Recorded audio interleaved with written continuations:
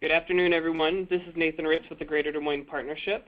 I serve here as the Director of Talent Development and Workforce Inclusion, and it's my honor to bring you this webinar today on behalf of the Employers Council of Iowa, Greater Des Moines Partnership, and of course Iowa Works, who will be presenting this information today. This is a repeat session that we are bringing to you. It gained so much energy and momentum the last time we presented it. We wanted to bring it to you as one live session just one more time. But while we're waiting for some others to join in, I'm going to go over just one quick announcement. The same group, Employers Council of Iowa, Iowa Works, and the Greater Des Moines Partnership, we do have another event coming up on June 18th. It will be from 11:30 to 1:30 at the United Way building. And it is about common and developing issues in employee discipline, communication, and termination. It will be a highly interactive session.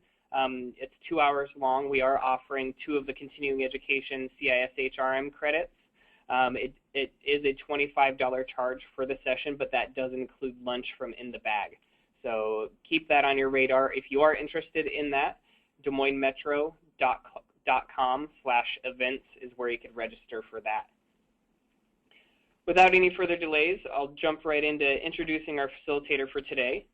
Joe is a training facilitator with Iowa Works, Central Iowa, a division of Iowa Workforce Development located in the East Village of Des Moines. He graduated with degrees in marketing, Spanish, international business from Iowa State University in 2005, before beginning a new chapter in his life by shifting gears with a master's degree in adult continuing and occupational education from Kansas State University in 2012. Joe and his fellow trainers at Iowa Works, Central Iowa attempt to offer a 360-degree view on the job search process for their participants, with additional free workshops offered on resume, interviewing, conflict resolution, social media, personalities, and work ethic, just to name a few. He strongly believes in continuous improvement and has recently finished his certification as an offender workforce development specialist and a global career development facilitator. With that, I'll hand it right over to Joe. Thank you, Nathan, and good afternoon, everyone. This is a really fun class. Like Nathan said, we've done it before, and there was such a demand and such a great response for it. We're doing it again. I've also had a few employers reach out to me to ask if we can come and do it on site with them, and we are definitely open to that. I've got roughly 45 minutes to an hour to get through a lot of this information, so we have to move a little quickly. I prefer more time to kind of go through activities and talk a bit more and really get into this stuff. I love the psychology aspects of the workforce. That's kind of what I geek on. And we also have another class at Iowa Workforce Development that's very similar. It's based on the True Colors personality program by Don Lowry. That's been around since the 80s. So I'll kind of talk a little bit about that as we're talking about these personalities and these generational types. Because it's difficult when you're talking about personalities because it's not necessarily something you can quantify. And we'll talk quite a bit more about what I mean by that, but just talking about the differences between generations.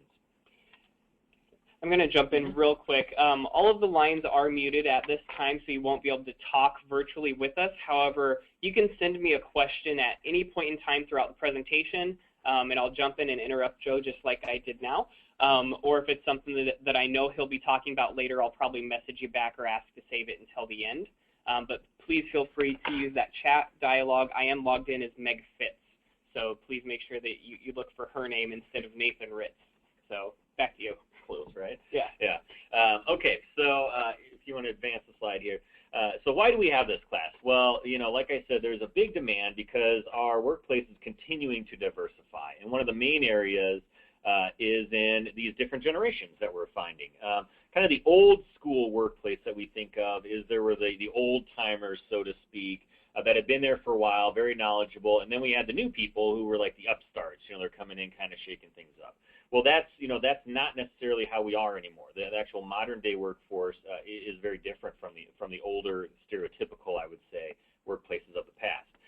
So managers, supervisors, bosses, CEOs, whatever you want to call them, are struggling a bit because it's such a wide range of ages and generational groups. So that's one of the reasons. One of the big differences between the groups, and we'll of course compare and contrast all of the 4 different groups, but one of the biggest ones is promotions. So the old way of doing it was based on merit. So, or the old way, sorry, was seniority. So tenure, The length I've been with the company, that determines how far I'm going to go and who gets the raises and so forth.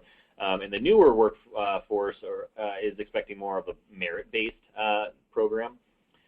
And then, of course, we've had these gaps for a very, very long time, but never before have we seen such a wide range and such differing attitudes. So that's creating some tension, which can be good. I'll get to that. And then last but not least, getting employees to actually see past those biases and learn to work together is a bit of a struggle. I know we've got employers on the line that are probably struggling with this, or if you're not currently, you might in the future. That's one thing I can guarantee from an employer standpoint, that we're going to have drama, right? We're going to have tension. We're going to have disruption in the workplace, and this is going to be one of the areas that you should expect to see that between these generations. So you might be, this is a little game I like to play with my group when I do them in person, but you might be what we refer to as a traditionalist if you recognize any of these artists. So these are singers and songwriters. We identify a lot of these groups based on not only the dates they were born, but more specifically like the cultural events that were happening, the norms they learned, the attitudes and so forth. And one of those main areas to find that is through music. So if you want to hit the advance there. So here's their names. I recognized one of them, so I'm obviously not a traditionalist, but we got Billie Holiday, Gene Autry, Bing Crosby, Fred Astaire, and the Andrews Sisters. So you might be a traditionalist if you identified them. The next group is our baby boomers. So again, here are kind of the main musical artists of that time, and they are, you can kind of identify pretty quickly if you're in this group, but so we've got Elvis over there. Elvis. We've got Chuck Berry, Nat King Cole, Pat Boone, and Patsy Cline. I only got 2 of them, so I'm getting better, but I am obviously not a baby boomer. I only got 2 of them. The next group is our Generation X. So we've got these artists. I'm actually wearing one of those jackets from the Bee Gees over there, but no, I'm just kidding. So let's see who they are. We've got Led Zeppelin. I hope you guys can see that. It's kind of fainted. But we got Led Zeppelin, Fleetwood Mac, Marvin Gaye, Aretha Franklin, and the Bee Gees. And I got 3 of them. I'm getting better, but I am not a Gen Xer. And then our last group, last but not least, Generation Y, also sometimes referred to as the Millennial, the youngest of our workforce. These are their groups that they might identify with. And that is Destiny's Child, Britney Spears, Backstreet Boys, Brandy, and 98 Degrees. It's interesting, the next generation, which we'll get to here in a minute, the newest generation, they may see the group like Destiny's Child and say, oh, that's Beyonce. Why is she with those other people? Or like, oh, that's Justin Timberlake with NSYNC. I didn't know he was ever in a group because they've grown up not identifying with that group. They've always been a solo act. So those are kind of our main groups. I am a Generation Y, otherwise known as a Millennial. I believe, Nathan, you are also. So we got 2 Millennials at the helm. Help us. We don't know what's going to go on here. But to go into a little bit deeper, here's who they are.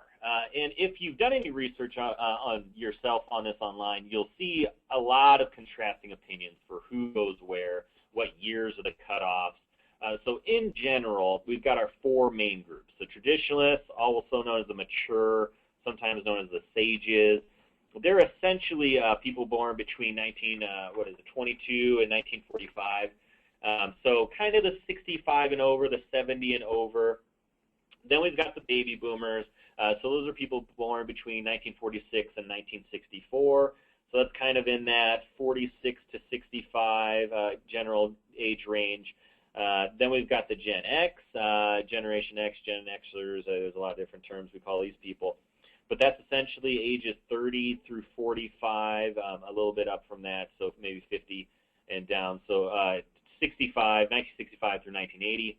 And then the cutoff for our millennials are Generation Y, eco-boomers. They've got a lot of names for them too. Is basically 29 or 30 and down. There's another. Some scientists are actually reporting a 5th group in here, which is what we're going to talk about next. We haven't even identified them. There are a lot of different names for this group, but they essentially say anybody born since 1997 is in this group, this 5th cohort, this 5th generational group. And we'll talk about what has kind of defined these people, but this next group is going to be interesting. Like I said, they don't know what to call them, Gen Z, Generation We, selfies, kind of, the selfie sticks and so forth on the phones. But they are going to be very diverse. We're not even sure what to really make of them yet because they're just now, if you're born in 1997, now you're hitting 18 and 19, so they're just now joining the workforce. That's kind of a situation employers are running into with the millennials also. A lot of millennials, they don't have jobs early in their life, so once they graduate from college or once they graduate from high school, they're just starting their work ethic in what they're learning, and that's creating some tensions, creating some problems because they hadn't had a job when they were younger. But something else that's going to lead into this newest generation that could be interesting is the role of their multi-generational households. So you've got like the Generation X or the millennial parents telling them one thing, different parenting styles, going about different approaches, communicating in certain ways. And then they have their grandparents, so their baby boomer or their Generation X grandparents that are maybe raising them during the daytime as daycare. The grandparents are living in the home. So we've got maybe some conflicting parental styles that these children are growing up with. And how is that going to relate? There's a lot of research going into what effect that's going to have on them as workers. So I'm interested to see where we go with that. So where are we now? We've got essentially our four main groups, keeping that fifth group out for right now. We've got our four main groups being the baby boomers, the traditionalists, Gen X, Gen Y. And you'll notice, this is actually data from 2011. It was a forecast, and there's actually a little, a note down there. But it stayed relatively similar to this. I've combed through the U.S. Bureau of Labor Statistics.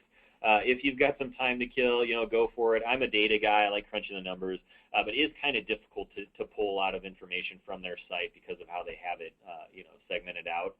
But it's very similar, which is kind of a phenomenon that we're seeing, that traditionalists are staying longer. The boomers are staying longer. If they've retired or if they've left the workforce, they're coming back. They're either bored with retirement or, they need it because of financial reasons. So if they're not even a full-time worker, they're being brought back in as part-time consultants, or they're joining boards and being, in that aspect, kind of the behind-the-scenes approach, but they're staying in it longer. So the main thing I want to focus on, which is on our next slide here, is this idea that very, very soon, starting almost immediately, we're having that fifth generation. So this is the first time in history, a lot of scientists are saying, where we've had 5 identifiable workforce generational gaps here. So we're starting just now, like I mentioned, turning 18 and 19, this newest generation. So they're coming to workforce. We're going to see what's going to happen there. If you're interested in this, going more into the science, there's also these 2 scientists that kind of started, they call them kind of the founders of generational theory. It's Howe and Strauss, so H-O-W-E, and then Strauss, S-T-R-A-U-S-S. They have a theory where they're saying that we keep replicating these 4 main groups. So something happens they say about 80 to 100 years, a big historical event, like in the 20s is when we reset with the traditionalists, but it was the Great Depression. So we reset. And they're saying right about now is when we're getting up to that point where we're going to reset again. So they kind of view this newest generation as maybe being more like the traditionalists because we're going to have maybe a financial downturn or something's going to happen, a war of some sort or something, is what they're saying. I'm not entirely sure. There's some people that kind of agree with that, but also contest that in the scientific community. So it'll be interesting to see what happens there. But really the main takeaway is just understanding that we have a new group that's joining, so 5. We've had the 4 for a long time, since the traditionalists, and that was big, having 4. But now we're saying, oh, no, there's going to be a 5th coming in. We have to get ready for them. So the Gen 2020, the Millennial, whatever you want to call these people, Gen Z. So for those of you that are interested in data that is specifically related to Central Iowa, the partnership did launch a new website, DesMoinesMetroData.com, where you can go through and set the parameters for different searches to be just Des Moines or the Central Iowa footprint, the MSA, anything along those lines. And you can find a lot of information out there. Have to check that out. Very cool. So why is this significant? These 5 generations, of course, this is a workplace. We always have this, right? Well, we're finding there's quite a few differences, especially between the traditionalists, so our oldest group, and then our newest group, the millennials, and this Gen 2020. Very, very stark differences when it comes to workplace behaviors, what motivates them at work, how do we keep them engaged, specifically in terms of communication and strategies, and we'll talk quite a bit about that.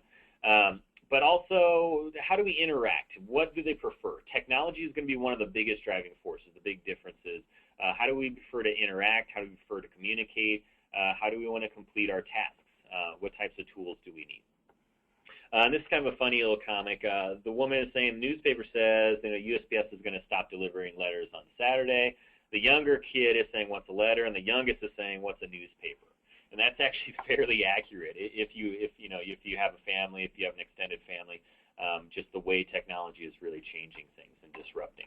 I work with high school students quite a bit, and I push handwriting thank you notes on them, and I had to teach them how to address an envelope.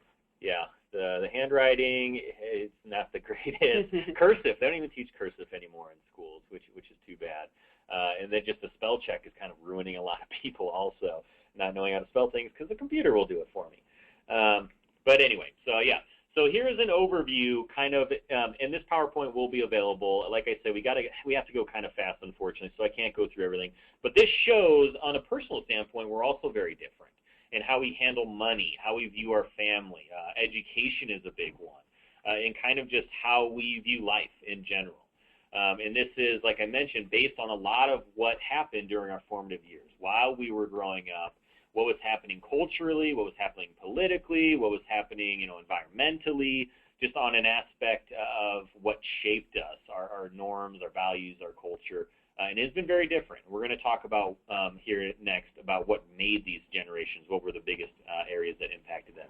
This is also a little funny drawing where a woman is saying, no, you weren't downloaded, you were born, because it's a young person, just not understanding where files come from and where, how things are made. And then this was an interesting study. Before we dig into each a little bit further, in 2013, Ernst & Young did a study. They polled 1,200 professionals across a wide range of ages as well as industries, and they were trying to figure out what are the views of the generations, based on the actual employees. And these are two of the areas. It was actually a pretty big study, but these are two of the areas I wanted to talk a little bit about. When they asked who was the most tech-savvy group, the most tech-savvy generation, and they don't even include the traditionalists in this for whatever reason, but they said millennials. By and large, were about 80% of the millennials were the tech-savvy group. Then it dropped quite dramatically when we started talking about the Gen Xers and then the boomers. And then in contrast, so kind of contrary to that, they're saying, well, what about cost effectiveness? What about the biggest bang for my buck? What type of employees actually work the most? Who's going to give me my biggest return on investment? Well, they said, oh, yeah, the baby boomers are the hard workers. 59% said that they were the best workers, the most effective and most efficient. And then they dropped a bit for Gen Xers. And then the millennials got the really short end of the stick. 7% said the millennials were actually the hardworking, cost-effective manner, which is interesting because those are very, very, they contrast one another. In terms of saying tech-savvy, I wanted to bring up real quick something that I've experienced, and I don't know if Nathan has with his younger people, but we kind of throw this around. We say, oh, tech-savvy, they use smartphones, they use computers, they use tablets. So we tend to think that they're like this hyper-intelligent, this super awesome group. But I would say not maybe tech-savvy, they're more tech-reliant. Mm-hmm. They rely on technology for things.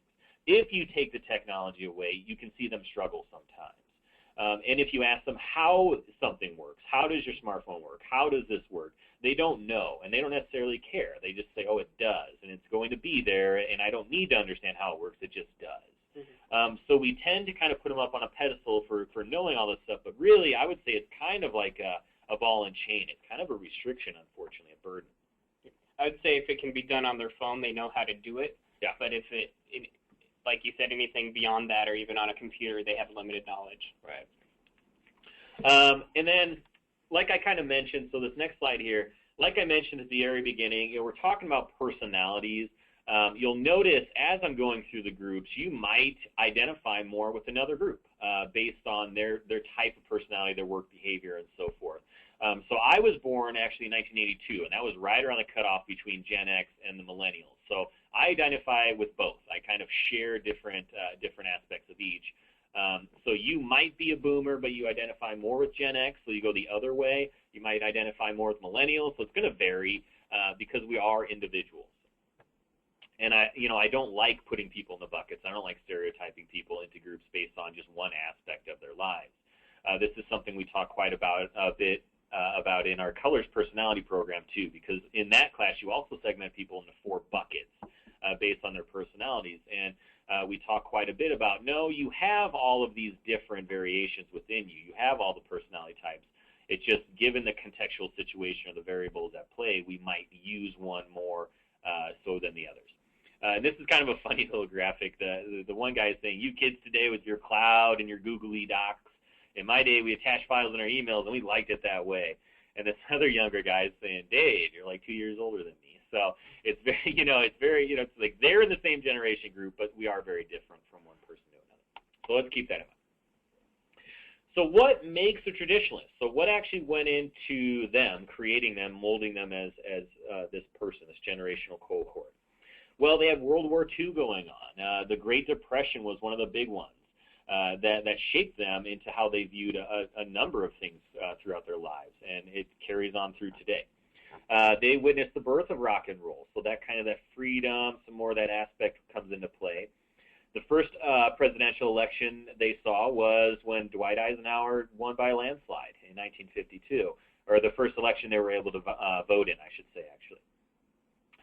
The African-American Civil Rights Movement was going on, so they may have even participated in that. And then the assassination, unfortunately, of John F. Kennedy in 1963. That was a very, very big aspect of what shaped them. So how are they? What are they like? What makes them tick, and so forth? Well, they value hard work, respect for authority, sacrifice, and duty. So they roll up their sleeves, and they get in there, and they get the job done. They adhere to rules and generally conform easily. We'll see that's going to be a big difference with our other groups as well, so questioning authority and skepticism. They keep family and work life separate. That was very clear with them. They go to work, but then they come home and they have their family life to deal with. They see work as an obligation and not always fun. So like I mentioned, I'm going to go to work. I'm going to get the job done. It's not fun. I understand that, but then I get to go home. And then they see themselves as being loyal, patriotic, and responsible. So they're seen out of the cohorts as being one of our hardest workers, one of our most loyal group that we can count on to get the job done. So what are they like at work? Well, they prefer one-on-one, face-to-face conversation. Communication is going to be one of those big things that's going to separate our groups. And they are one of the groups that wants that face-to-face conversation, whereas the younger groups maybe don't. They grew up on rotary phones and paper letters. So the technology wasn't really there yet, but it was kind of coming up. They believe in hierarchy and the chain of command. Some of that might play into the role of World War II during that time, the chain of command and how you file things up in the organization. They believe no news is good news. So they're not going to walk around and ask for feedback from their supervisors or from other employees. If they don't say anything, it means I'm doing my job well, and I'm going to just put my head down and keep working. And what motivates them? Well, comments like your experience is respected. They're seen as having that wealth of knowledge because they've been there the longest and they've worked very, very hard. So letting them know that I need your help because you're so knowledgeable is what really motivates a lot of this group. So how about the baby boomers? We've got them next. What made them? How do we come up with this group from their traditionalist parents? So some of the biggest impacts on their lives were the Vietnam War was going on while they were coming up. And then they also saw Neil Armstrong walk on the moon for the very first time. It was a huge moment. And that kind of opened up the idea that I can do other things. I don't have to maybe hate my job. There is a world out there that I can go after that maybe their traditionalist parents didn't look at. They participated in the original Woodstock Music Festival. I work with a couple of baby boomers, and they made sure I said original a couple of times in this slide, like the original green movement, the next one, the original environmental movement, because there's a lot of these are being revisited or kind of rehashed by the younger generation, And the boomers want to make sure, no, we did that already, right? We started that. We were very free-spirited. You're coming around, and we like kind of what you're doing, but we kind of want to take credit also. The first presidential election they voted in was when Richard Nixon won, and unfortunately followed soon after by his resignation for the Watergate scandal. So we're going to see that come into play, kind of the skepticism and questioning authority. And then they were the first generation to grow up with TV. So the Brady Bunch, the Gilligan's Island, the Twilight Zone, and the Ed Sullivan Show were some of the biggest programs. Happy days. So how are they? Well, those events kind of shaped them into this cohort. So this cohort, this group, they value teamwork, quality, and efficiency, yet they question authority. So they're going to work well together on teams. They like kind of that face-to-face stuff like their parents. But unlike their traditionalist parents, they do question authority, more so than just conforming and going along with everything. They see work as an exciting adventure, and they desire money, titles, and recognition. So those two lines combined make them into what we would probably call them as a workaholic. The work-life balance wasn't there as much as their parents. So they were coming up, and they wanted to make a name for themselves, so they worked a lot. They're known for individuality, aspiration, and idealism. So they were looking outward. They were looking around, seeing what else I can do. Maybe not follow exactly in my parents' footsteps. And then they fought to make the world more just and fair. This is where a lot of that skepticism comes into play also. So protesting the Vietnam War, protesting things I disagree with. They were very based in that type of movement. So how are they at work? How does this relate to work? Well, they like to be part of a team, and they love to have meetings. Just hearing the word meeting kind of makes me cringe, the number of meetings we sometimes have in a day. But they like that social aspect, getting together and talking with one another. They prefer in-person communication, but they don't appreciate feedback. So again, kind of like traditionalist parents, they don't necessarily want to hear about the feedback, but they want to talk. They want that social aspect. I work with quite a few boomers, and as a millennial, I love communicating by email or by electronic because it's more efficient for me, and that does not go over well with the baby boomers. They want that in person. It's seen as too cold to send a text or too cold to send an email. So I've kind of been burned by that. They're motivated by comments like, you are valued and needed. So similar to their traditionalist parents, they want to know that they're needed and their input is valued and they're necessary for the organization. And then they grew up with touch-tone phones. So the digital rotary, now I've got touch-tone, and they have a call me anytime attitude. Sort of like the door is always open. So give me a call, even if it's off work time, we can talk, we can chat, and we can get this going. So those are our baby boomers. Now we're moving on to the Gen Xers. So we might have some Gen Xers on the line also. Sometimes they feel ignored as the in-between or the lost generation. It's interesting when you go back and you look at entertainment. The entertainment industry is kind of big in forming these cohorts. But if you look at movies during this time specifically, the babies were kind of vilified. Children were a little vilified. You had Rosemary's Baby, The Omen. So it's kind of interesting to see how that plays into this overall mindset of society about children during this time. They were the first generation with dual income families and an increasing divorce rate with their baby boomer parents. So this is where the mom and the dad were working. So they were being raised in daycares, being raised maybe by the grandparents, but somebody else took a larger role in raising them some of the time.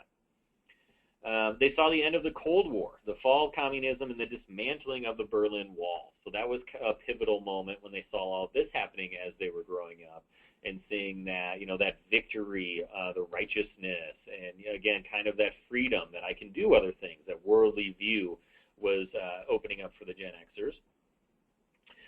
They had the rise of MTV and the birth of the internet that made them more technologically savvy and entrepreneurial. So again, kind of that world was open up to me. More TV channels, but also the internet. I could talk to people around the world. I could see events happening around the world that weren't just focused or weren't tailored for TV. I could see much more. The first election they voted in was likely with Ronald Reagan when he won in 1984. And then they witnessed the end of apartheid in South Africa and the sale of the first Apple Macintosh computer in 1984. So technology really started to play a major role in their lives and how they were being brought up and shaped. So what does this mean for them? Well, they value getting the job done.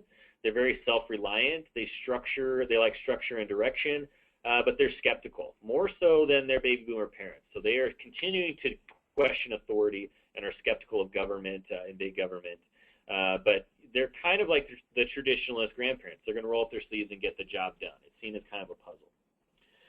It's seen as, so work is seen as a difficult challenge to master, kind of that puzzle that I need to solve. Freedom is their best reward. I mean, we have to remember these children, and kind of like the next line says, they grew up with little supervision. So their parents might have said, hey, go have fun with your friends, be back before dinner. A lot of parents these days probably cringe at the thought of having their children just running about, in the fields or, going out on their own because of concerns for their safety. Well, these kids were not. They didn't leave that sheltered life, so they were allowed to kind of be their own people. They're called latchkey kids, kind of a term that comes up because they were given keys. They had their own keys to the house, so they could come and go as they pleased. And then they're known for their independence, their authenticity, their thrift, and their balanced outlook on life. So they kind of grew up a little earlier, maybe, because of that independence. So how does this relate to the workplace? Well, we know they're going to be independent thinkers because they can take a more entrepreneurial approach. They've grown up on their own. They've kind of had to watch themselves, maybe watch their younger siblings. So they have that attitude of I can do this and what else can I do? Because maybe when they were younger, they tried things and they failed, and they learned from that. They communicate in a very direct and immediate manner and will actually ask for feedback. So here is a big shift from our other generations. So the traditionalists and the boomers did not actively seek out feedback, and they didn't want it. The Gen Xers want to know how they're doing. They want to know where they're standing, and they will actively try to find that. They're motivated by comments like, do it your way and don't get hung up with the rules. So they value that freedom. They've been problem solving themselves for a long time. So coming to work and then being put into a big, structural area and being told what to do and how to do it exactly might cause some problems for some of these Gen Xers. And then they were one of the first groups to grow up with cell phones. So they had cell phones. You could reach them at any moment, but they wanted their privacy. This is a big contrast to their baby boomer parents that worked a lot, the workaholics that, you can reach me at home and I'll come back in, the dual income family. The Gen Xers don't want to do that. They want that balance. They value their personal time. So although they can be reached, they might not pick up. And then last but not least are millennials, also sometimes called the Generation Y, the Gen Y. They grew up in an environment of unrest and security in that post-9/11 world. We had Oklahoma City bombings, we had Columbine, a lot of uncertainty in the world, as well as here in the U.S. So this has kind of gone into how they have been shaped and molded. They've got issues with commitment, dating versus marriage. A lot of these people are dating a lot longer. They're getting married later in life, if at all. Children are being maybe born later in life, again, if at all. And then owning versus renting. A lot of millennials, the Generation Y, are renting things. So they're not purchasing houses, they're not purchasing cars, they're renting or they're leasing or they're staying with friends a lot longer before they maybe make that commitment. They're referred to as digital natives often because they're the first to adopt new technology. So the newest smartphone, the newest tablet, the newest computer, maybe the Google glasses, or maybe they're the early adopters to try to test things out, but sometimes, unfortunately, they move on. So they'll test them out, but they'll move on. Some of the older generations, they may be late adopters to technology, but they're the most devoted, and they become the biggest advocates for some of the technology once they actually get around to adopting them and seeing the value. The first election in which they were able to vote was when President George W. Bush beat Al Gore because of the hanging chads, the dreaded hanging chads. It was down to the wire. I remember this election and staying up really, really late in college because they didn't know what was going on. And Florida did this and the hanging chads. The first time I was able to vote. Yeah, so it's kind of funny that the hanging chad thing, and then Halloween costumes go to work for that. But that was the big one or at least the first they were able to vote in. They were hardest hit by the economic downturn, so the recent recession, but they're still upbeat and very optimistic. This is one of their endearing qualities as the millennials, is being optimistic and very energetic, even though they are having very hard times finding jobs. Statistically shown to have a harder time finding employment than some of our older workers, because I know we hear a lot about older workers not being able to find work, but if you look at the stats, it's actually a lot harder for our recent grads to find work, unfortunately, because there are a lot of stereotypes for these millennials. We're going to try to break some of those today about some of these stereotypes. And then they've been told, this is the biggest one, they've been told they're great at everything. So they've been given trophies for everything, ribbons for everything. There are no losers. I know this drives a lot of the older generations crazy because this goes into shaping a lot of our character is losing, and understanding that losing isn't bad. But we have what are referred to as helicopter parents that have babied them their entire lives, pampered them, and this is creating a lot of problems when they get to the workforce. It's also creating a lot of problems when they get to college. So they've maybe had help with their homework even from their helicopter parents in high school and told that they're great at everything. They maybe aced everything. They did great in sports. But then they get to college and suddenly they're on their own, or the teachers or the professors might be a little more strict. And that first test where they get a C, D, or even an F, a lot of them struggle. And we see suicide rates climbing for this group because of that very fact. That they've been kind of put on this pedestal, and all of a sudden they find out they're not. So if a manager, specifically taken to work, if a manager says something about them or criticizes them, they may think that's the end all. I've ruined this. There's nothing else, and they kind of plummet, unfortunately. So how are they? Well, they value multitasking, tenacity, entrepreneurship, and setting goals. So moving on. So I'm going to do something, and then I'm going to get it done. I'm going to move on to the next. I want that excitement. I want to know that there's something around the corner. Don't want to get tied down by the monotony of doing the same job over and over. This is big contrast to the traditionalist grandparents or great-grandparents who saw work as not fun. It was just work. You're not supposed to have fun at work. Just go to work and make money and then come home to your family. They see work as a fulfilling means to an end. So, I'll enjoy it. I'm going to do something I enjoy, but ultimately it's to get the goal, or to get the money, to get the house, to get the whatever, to go on vacation. This group is also jumping careers quite a bit, we've seen. There's some surprising statistics. By the age of 38, you're expected to have between 10 and 15 jobs. Those stats are kind of all over the place.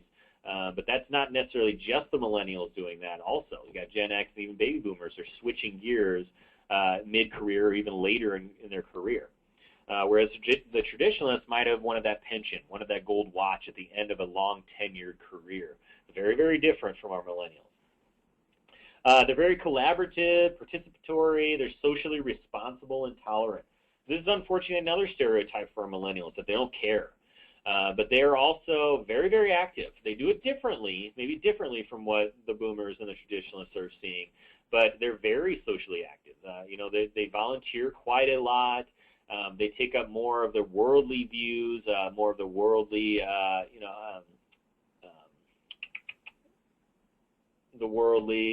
lost the word, I just had it. Anyway, they're being more engaged on a global scale for events or activism that is taking place.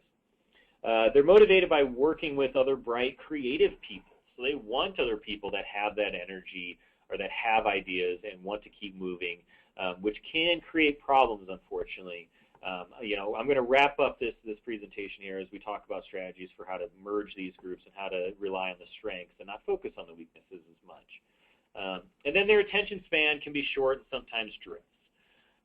We've seen that, unfortunately we have this ADD, ADHD kind of society, media gratification, so their attention might drift a little bit, so we have to keep them engaged. And again, I'm going to talk a little bit more about that. So, in the workplace, how are they?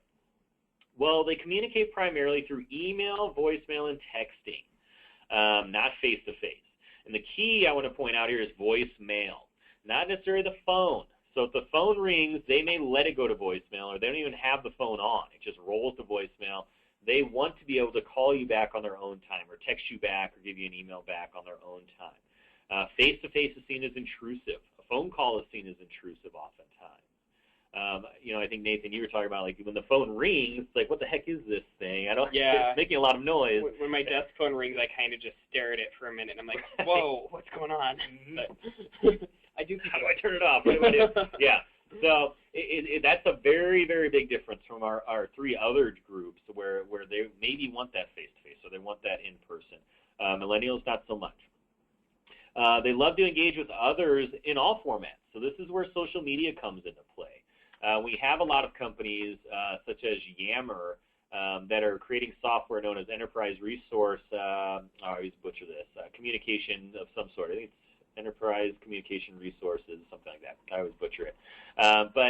So Yammer is one of these tools that a lot of companies are using. There's a lot of other companies getting on this bandwagon of using social media within organizations, so on their intranet. So it looks very similar to maybe like a Facebook or another social media app, but you use it within your organization to communicate on the fly or little short bursts of updates from team members throughout the country, throughout the world. But Yammer is one of them that we've heard a lot about, and I've used at one of my other employers. They want frequent feedback. This plays into their immediate gratification. So I can, as a millennial, I've grown up with technology where I can post a picture and immediately my 100, 200, 1,000, whatever friends will see it. The entire world sees a post, a comment I've just made, and within seconds usually there's somebody commenting on it. So somebody has told me they like that picture, they disagree with me, whatever it may be. So if I'm not hearing anything from a supervisor, it means something's wrong.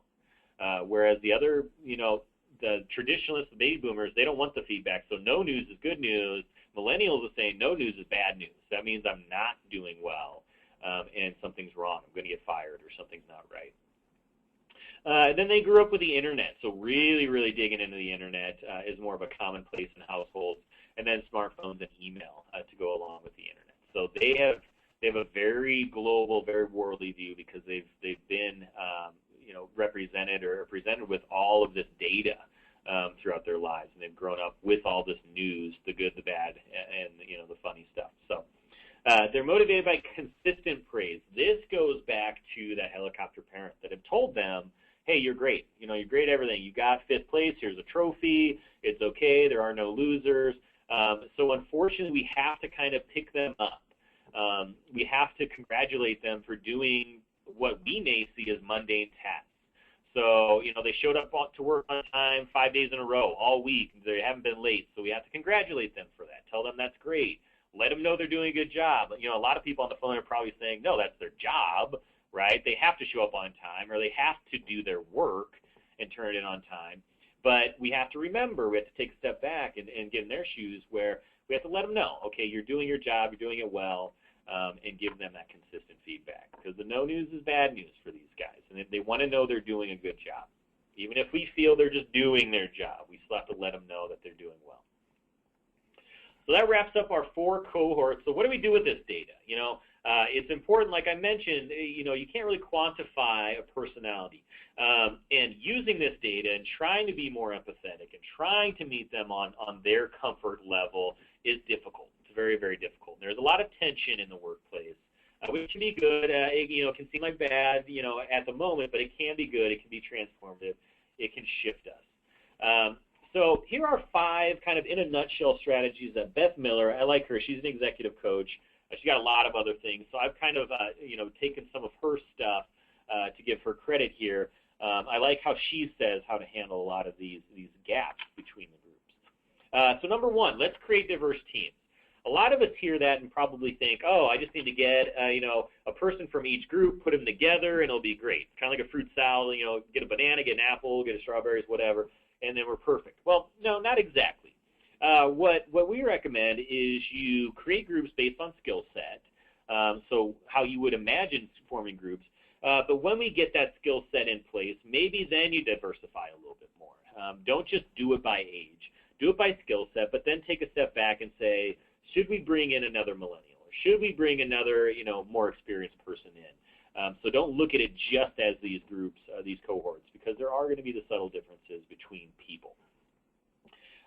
So keep employees connected and engaged. everybody likes to know that their work is valuable, and they have, that is the unifying aspect of everybody, of every employee. They like to know that what they're doing is meaningful. So let them know. But to keep them more engaged and make sure that they understand that they have a role to play, is ask them, who do you want on your team? How do you want to do this? What do you want to do? We don't necessarily, as employers, have to follow that advice, but just asking them what they want to do lets them know that they have some skin in the game, or at least that somewhat of illusion that they have skin in the game. Maybe they'll come up with great ideas. Maybe they'll, say something that's really going to blow your mind, and it will send you in a different aspect or promote that change. Step number 3, or strategy number 3, is create mentoring opportunities. A lot of employers have been doing this for quite a while. We're partnering younger workers with the older workers, the younger, more maybe less experienced with the more experienced workers, and we find that they balance each other out. It might be kind of tension at first, but they generally balance each other out. One strength maybe makes up for another's weakness, and they end up working better together. It's kind of that old adage that opposites attract. So get them together, try to make that mentoring opportunity. There's a lot of research into mentoring and its strengths in the workplace. So joining groups up is a great way to try to bridge these gaps. Looking beyond experience and skill sets. So skills can be learned, attitude cannot. I hear that almost every day when I'm working with employers as an employee of Iowa Workforce Development. We hear all the time that employers will teach you the skills to use the equipment, to do whatever, put air on these tires, use this machine press, use this type of phone system. They'll teach you that stuff, what we refer to as the hard skills, but teaching them the soft skills is not something they want to do. It's not easily learned. So they say maybe bring in, as teams we might get stuck. So we have the experience, but we might get stuck. So that's where we can bring in maybe some of the younger groups, like the millennials, that bring that energy to breathe new life, so to speak, to revive teams that get stuck. So sometimes, like I mentioned, the younger generation is seen as bring in those new ideas, bring in that energy if we get stuck. If we have a highly skilled team, a highly experienced team, sometimes bring in that wild card, that new person can unstick the wheels, so to speak, and get the ball going again. Last but not least, number 5 here, dealing with conflict productively. So conflict is guaranteed. Drama in the workplace is guaranteed. Tension in the workplace is guaranteed, but it doesn't have to be a negative thing.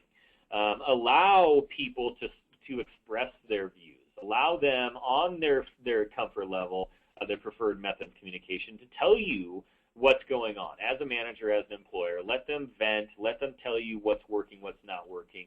But keep in mind that from that tension sometimes comes some of our best work. Getting people out of their comfort zone, having them work with different groups. It may mean more headaches in the short term, but in the longer term, it means better teams, better efficiency.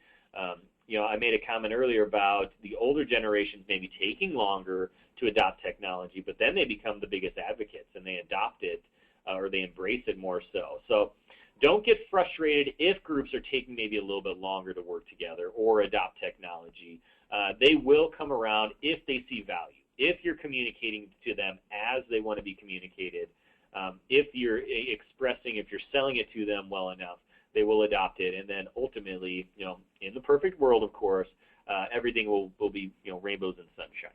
I realize it's not the perfect world, and I wish there was that magic silver bullet I could give everybody to just magically make everybody work better together. But, understanding why we are the way we are, what makes us tick, is why we create this class and why we have a few other personality-based classes. So with that said, that kind of brings me to the end. I know I went through kind of fast, but this leaves us some time for some questions, if there are any. Yeah, and while we wait for some of those questions to come in, of course, you can use that chat dialog box. Those will come directly to me, and I'll discuss those with Joe. I'll run through an announcement real quick. And on June 18th, the Employers Council of Iowa, Iowa Workforce Development, and the Greater Des Moines Partnership are teaming up to bring you an in-person session. It will be, again, on June 18th from 11:30 to 1:30 at the United Way office. And it is on common and developing issues in employment discipline, communication, and termination. It's going to be a highly interactive session with a primary presenter, and then we'll also have a panel as well for an open Q&A session. It is $25, but that does include lunch from in the bag. And then also we will be offering 2 of those CISHRM continuing education credits for that class. You can register for that at DesMoinesMetro.com/events. I'll be there. I'll be hanging out. I think. I don't know. I know last time that we had this presentation come up, there were a lot of questions in regards to attire in the workplace and issues that surround that with the different generations. Do you want to speak a little bit to that? See if we can get some questions coming in? Yeah, we see this happen. The dress code question come up quite a bit, unfortunately, with the millennials specifically, because they want to express themselves. They want to be unique. They want to kind of make a statement, and that doesn't always jive, with the workplace and what employers expect of us. The way I kind of approach it with my younger kids in the high schools and younger adults is that that doesn't shape who we are. Because we conform to that rule doesn't mean we are like a sheep and we're not unique and an individual. The employers spend a lot of time and money going into how they want us to represent their company. So we look at it more as like a costume. If I'm a customer service agent, what does that look like? What do people expect me to look like? If I am working as a cashier at a grocery store, what am I expected to look like? So when customers come through the door and they see me, do I stand out as being out of place? So do I have like a clown outfit on or, some sort of weird outfit, and they don't know if it's a joke or if they're on camera or something like that? So what do I represent the company as? And for the millennials specifically, if you want to have flair, if you want to kind of, express yourself, maybe wear some crazy socks or, some crazy undershirt or something. I've got kind of crazy socks on, or I've got my Fitbit with kind of maybe, a bright color. You can have little additions to your outfit. It doesn't mean you have to have the entire ensemble on. Just while we're at work, we're professional. We have a question that came in. It says, you mentioned that millennials like the constant praise, but if they are not performing up to expectations, what's the best way to handle that? Yeah, that's a tough one because they might be discouraged. We can only do so much as an employers, right? So if we have somebody that's not performing, we can try to motivate them with baby steps. I would say with millennials, I would try with the baby steps. So give them a task, or let them know. Maybe just pop up at random and say, "Hey, thanks for doing that. It was great. I really appreciated it." The little stuff. And I've seen if you do the little stuff, then maybe you can turn them around and they start paying more attention or doing harder work on the other tasks. It's difficult if everything they're doing is bad, but start little. Maybe say, "Hey, I saw you came in early today. That's great." And then maybe start that conversation. Yeah, I would also have to echo a little bit what Joe said is starting a little with the things that they are good at and building on those strengths as well, and then kind of just using the other things as more of a development path as you taking an interest in that employee and trying to help them get to that next level that they want to achieve. Because then it's not about them being a poor performer, it's about you and them forming kind of almost a mentor type relationship. And you investing in their career as well. Yeah, and we have to keep in mind some of these millennials, this is their first job maybe, so they don't know. They don't know a lot of the politics. They don't know a lot of what's going on, so they may be making mistakes and they're just getting kind of bashed. It seems like they're getting burned at every turn, so they can become disenchanted very, very quickly, and then it's just a downward spiral from there. That's a great question. So we'll hold on here to see if any more come in. I will advance to the next slide, though, just so we can be sure to make sure that you have all of Joe's contact information here. Once again, this session was recorded, so it will be housed at DesMoinesMetro.com. Underneath our talent development section, you should be able to find this, and also underneath our diversity and inclusion section, since it kind of touches both sections of our workforce.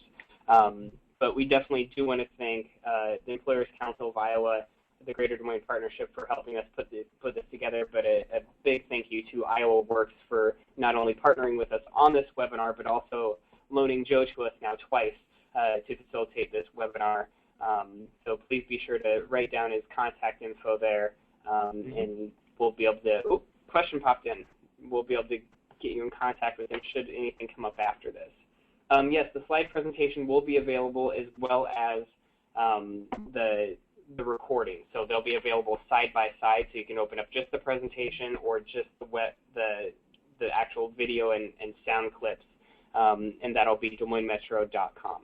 So it'll be underneath our talent development section and also the diversity and inclusion section.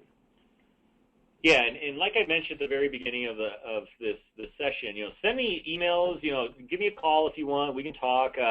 We do roughly 20 classes, so helping people find jobs and improve themselves, work ethic, personalities, social media, a lot of things. But we're also, and I think I mentioned at the beginning, but we're also hiring another trainer to kind of improve upon and build upon our offerings for employers. Iowa Workforce Development, we don't want to just develop the unemployed workers. We also want to try to help our employers and our community, our community groups to better improve their workers. I know that's always a need for in place or in office, on-site workforce development. So reach out to me. Let me know just in general what you guys are looking for. We're building programs. This is one that we've had for a little bit. So if you wanted me to even come on site and do maybe a little bit more hands-on, like a 2 to 3 hour workshop for this class for your staff, we can definitely look into doing that. And as always, it's free of charge too.